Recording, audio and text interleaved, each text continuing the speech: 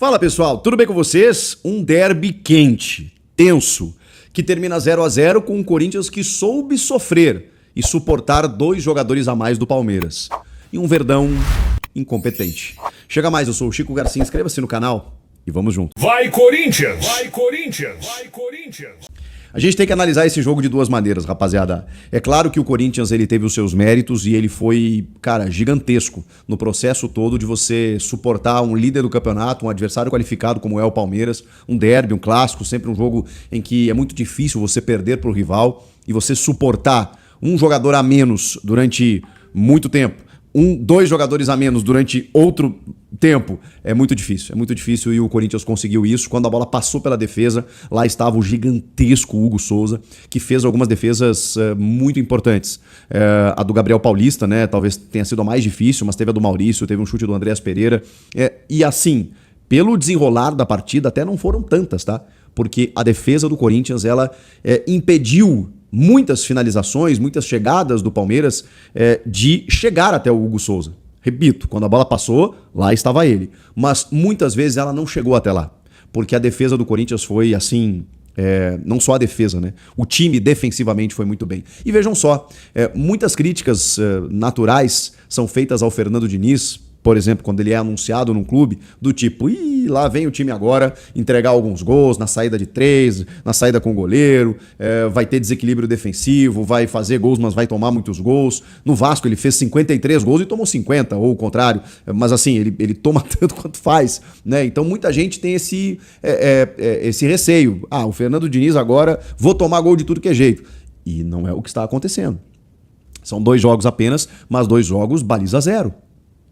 Contra o Platense, é verdade, mas e aí? Não conta? 2-0 fora de casa pela Libertadores. E aí você tem um clássico contra o líder do campeonato, que é o teu arquirrival, dentro de casa, com 2 a menos, e o time não toma gol.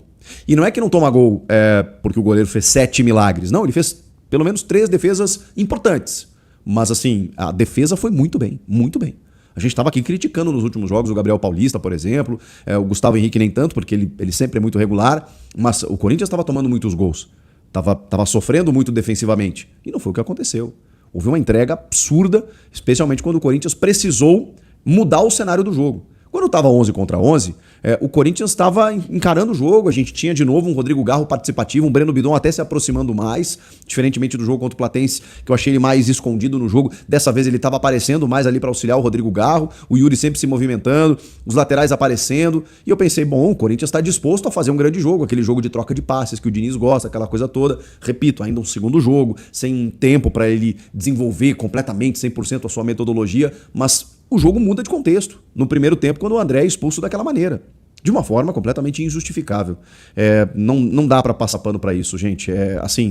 2026, futebol profissional tá na regra. Você não vê isso acontecendo a todo momento, como o Diniz até falou, não é uma expulsão corriqueira, é porque os caras sabem que tá na regra, né? Ou deveriam saber. Só que o André teve um companheiro há 10 dias expulso dessa maneira. E aí, o cara sabe que não pode. E não adianta a gente tentar relativizar aqui. Mas o Flaco fez o gesto também para avisar o árbitro. Claro, ele não faz para um adversário, ele está fazendo para avisar. Eu não consigo colocar as duas coisas no mesmo pacote, no mesmo... A gente se perde aqui nas palavras, né? Mas no mesmo bolo, não dá, gente. E é ruim ter que ficar analisando isso, mas não pode. O Abel Ferreira já foi expulso por isso. Tem câmeras. Então xingar o árbitro pode. Essa diferenciação a gente precisa fazer. Porque o VAR, ele é um árbitro de vídeo. Então o árbitro ele deve ouvir muita coisa lá dentro. E ele pode até, pela regra, decidir expulsar ou não. E a gente sabe que no futebol ele é muito permissivo. Muitas coisas são permitidas, agora tem outras que não. Quando um vídeo, uma imagem, um gesto obsceno, ele é muito flagrante visualmente. E o VAR, quando ele vê, ele recomenda a expulsão, não tem como. Isso se o árbitro não vem em campo. E aí quando o árbitro vai no monitor, ele não tem nada diferente de fazer a não ser expulsar. Porque tá ali caracterizada uma infração à regra do jogo, que é você fazer um gesto obsceno pro teu companheiro, pra arquibancada, pro adversário, pro juiz. Não pode, gente. Mas ele tentou ajeitar o calção. Isso foi o migué que ele deu na sequência, né? Porque ficou muito claro pra mim o gesto que o André faz e passível até de uma conversa, uma punição, porque não pode deixar um time na mão no derby da maneira como ele fez por isso. Uma coisa é você precisar impedir uma chance clara de gol, o teu companheiro, o teu adversário está indo em direção ao gol lá, você puxa o cara pela camisa, faz uma falta, você precisa fazer uma falta, você precisa trocar um gol por uma expulsão. Isso não é deixar o time na mão, isso é cometer uma escolha, fazer uma escolha. Agora, isso? Não. Aí, no futebol profissional de elite, isso não é permitido e o Diniz falou, isso não vai mais acontecer, é óbvio que isso vai ser tema de conversa. E aí depois tem a expulsão do Mateuzinho, que ela é mais crível, né? No sentido do jogo, da disputa, do sangue quente ali, mas também, pelo amor de Deus, né? Tem uma disputa ali, ele fecha o punho e dá na cara do Flaco Lopes. O que ele queria? Já tendo o amarelo, tá? Então ele seria expulso de qualquer maneira. O árbitro vai no vídeo para trocar a cor do cartão, que não tem consequência no jogo, mas tem no cômputo dos cartões, tem na infração lá da conduta violenta e tal. Enfim, é uma questão mais tecnicista da regra, mas ela tem que acontecer, porque realmente foi uma agressão para expulsão direta. E olha que o Gabriel Paulista também correu risco na mesma confusão. Foi foi um derby muito difícil de administrar, parecia Grenal, né? Mas o Grenal foi tão xoxo, né, que nem dá pra usar como comparação. Foi um derby tão quente, cara, que em vários momentos o árbitro teve que administrar um quiprocó. E eu acho que o Corinthians entrou na pilha. O Corinthians teve um sangue quente, uma pilha excessiva. O Mateuzinho já era, assim, tava procurando esse cartão, já tinha um tempo. Não sei se por conta da expulsão do André, mas assim, alguns caras estavam num nível mais acelerado. E, cara, você corre risco com VAR, com arbitragem hoje. Muitas vezes o critério do árbitro nem foi o caso, tá? Eu acho que o Flávio, ele expulsou corretamente esses dois. Vocês podem daqui a pouco procurar outro lance, que, mas ele deixou de marcar, não sei o quê. Acho que é do jogo, porque foi um jogo muito difícil de apitar, tá? Muito difícil de apitar. E aí, voltando pro jogo, isso muda completamente. Mas o Fernando Diniz, cara, ele fez um negócio que poucos técnicos fazem. Ele não mexeu no time. Tudo bem, ele perde um volante, né? Que é um jogador onde ele tem numa faixa em que ele tem mais atletas ali. Então, ele não é que ele perde um zagueiro, ele precisa fazer uma correção. Mas, ao mesmo tempo, ele não mudou o time. Ele simplesmente reposicionou seus caras, que estão mais agrupados no seu time, em relação ao time do Dorival. Você percebe eles encaixados, né? Quando o Palmeiras tem a bola, todo mundo fechando a porta, e por isso o Palmeiras teve inúmeras dificuldades. Tô falando do lado do Corinthians, mas tem o lado do Palmeiras também que eu já abordo. E o Corinthians tem esse mérito, porque também é importante dizer, o Corinthians se defendeu muito bem, com um jogador a menos, com 2 jogadores a menos. Quando ele perde o segundo jogador, que é o lateral, que é o Mateuzinho, ele faz uma troca. Ele sacrifica o Rodrigo Garro para colocar o Carrijo pelo lado do campo para fechar o espaço do Sousa que estava caindo por ali. Porque senão ele deixa aquele corredor aberto e aí é um Deus nos acuda. Então essa correção ele precisou fazer. E foram as únicas trocas que ele fez no jogo. Mas por que ele não botou o Zacarias Labiat? As únicas 2. Eu falei de uma só, né? Depois ele tira o Kaique pra botar o Lingard, porque o Kaique cansou. E o Yuri, que termina o jogo com cãibras, carregado pelo Hugo Souza. Por quê? Porque ele correu que nem um monstro, como normalmente faz. Quando o Palmeiras tinha a bola, o Yuri não podia ficar lá na frente, fazendo pivôzinho, esperando um balãozinho, né? Do tipo, toca a bola pra... Quando vocês recuperarem, aí toca pra mim aqui que eu vou ficar aqui. Não. Porque senão eram apenas 8 jogadores de linha. Então ele tinha que voltar para poder ajudar o time defensivamente, e quando a bola sobrava, aí ele buscava alguma coisa. Então ele corria pra frente, corria pra trás. E a chance mais clara, ela cai nos pés do Yuri Alberto. Olha que loucura o que é o futebol. O Corinthians poderia ter vencido o jogo por 1-0, porque a chance mais clara do jogo foi do Corinthians. Num gol absolutamente perdido, numa falha do atacante, mas também é preciso dizer o seguinte, nenhum outro jogador do elenco criaria essa chance para si. Só o Yuri Alberto. Porque ele ganha na velocidade do Felipe Anderson, ele ganha na disputa, ele ajeita a bola de cabeça e ele parte em velocidade cara a cara com o Carlos Miguel, que faz uma puta defesa. Mas com um erro na escolha, né, na tomada de decisão do Yuri. Porque, se vocês repararem, ele baixa a cabeça e chuta a meia altura. E o Carlos Miguel, gigante que é, abre o compasso e faz a defesa, uma espetacular defesa. Mas o Yuri podia ter tocado pro Kaique, ele poderia ter finalizado embaixo, ele poderia ter chutado cruzado, ele poderia ter driblado o goleiro. Ele escolhe a pior decisão, que é um chute a meia altura num goleiro que tem reflexo, que conhece o Yuri, que fez a leitura correta do chute e que acabou impedindo o gol do Corinthians. O jogo poderia ter terminado 1-0 para o Timão, incrivelmente, por conta desse lance do Yuri. Mas, repito, vou repetir o que eu falei. Outro jogador não teria criado a chance que ele criou para si. Então o Yuri tem disso. Ele perde alguns gols, mas ele gera muitas questões ofensivas. E esse é um lance nítido disso.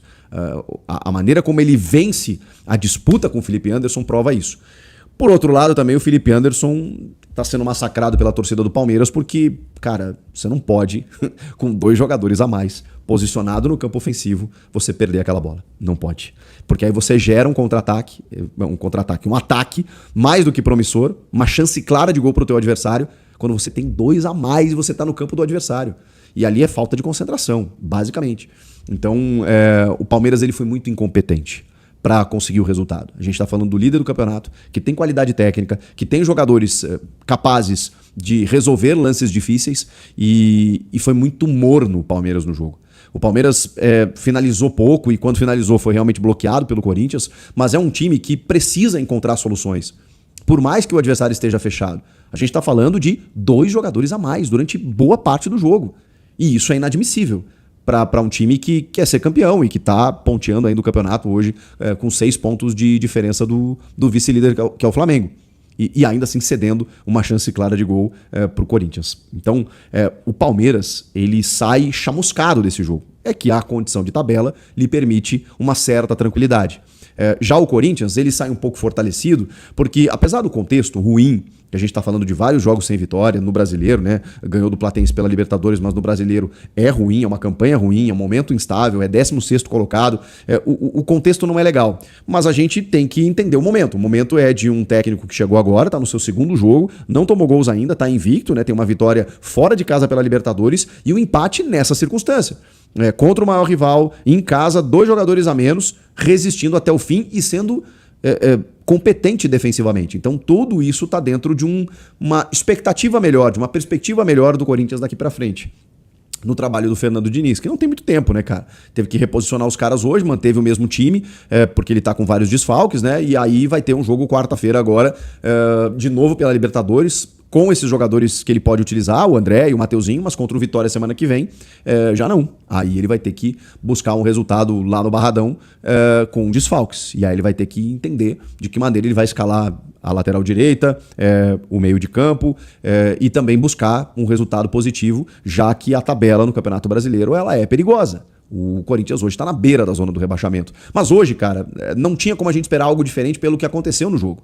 2 jogadores cometeram atos ruins, a famosa cagada, e aí você perde esses caras, deixa o time na mão, a partir dali você tem que sobreviver. Você tem que, cara, eu preciso passar por esse jogo. Eu preciso diminuir o ímpeto do adversário, que é qualificado, que é o meu arquirrival, e o que mais me surpreendeu e que me traz pontos positivos no jogo é que o Corinthians não aceitou perder esse jogo. O Corinthians não aceitou. Muitas vezes por uma pilha exagerada nas disputas, e por isso até, não só por isso, mas também acabou perdendo jogadores e teve jogadores amarelados e correu outros riscos no jogo, porque estava realmente envolvido com o jogo, mas também por conta de um aspecto tático fantástico. O Corinthians fechou a porta de várias maneiras, bloqueou as ruas que o Palmeiras buscava entrar e não conseguia nenhum êxito, né, para poder vencer o jogo. Então tem esse lado positivo. Fica difícil analisar o trabalho do Diniz, porque nesse segundo jogo, primeiro em casa e de uma maneira mais consistente, que a gente pudesse daqui a pouco entender de que maneira o Diniz quer propor um jeito de jogar do Corinthians, ele teve o seu plano abreviado no primeiro tempo, com a perda de um jogador, e no segundo tempo com a perda de outro. E aí você esquece um pouco o plano tático, o esquema de jogo, você vai pro tudo ou nada, você vai para se defender, você vai para buscar alguma coisa que seja o imponderável. E foi isso que o Corinthians fez, quase conseguindo, inclusive, o gol do Yuri Alberto. No final, tendo o Hugo Souza como um destaque, tendo a defesa como um destaque, foi o que deu para fazer. E o Palmeiras, repito, muito incompetente para poder buscar um resultado que lhe seria favorável diante de tudo que aconteceu na partida. O que vocês acharam do jogo? Quero que vocês comentem aqui, se vocês estão gostando de algumas coisas, mesmo que, né, prejudicado aí, a análise prejudicada nesse início de trabalho do Diniz, e qual é a perspectiva que vocês têm pela frente, tá? Deixa o teu comentário, não deixa de se inscrever, estamos chegando em 1.200.000 inscritos, obrigado para todo mundo que está se inscrevendo aí, faltam menos de 10 mil pra gente bater essa meta. Obrigado, viu, pelo carinho, tamo junto, até a próxima. Tchau!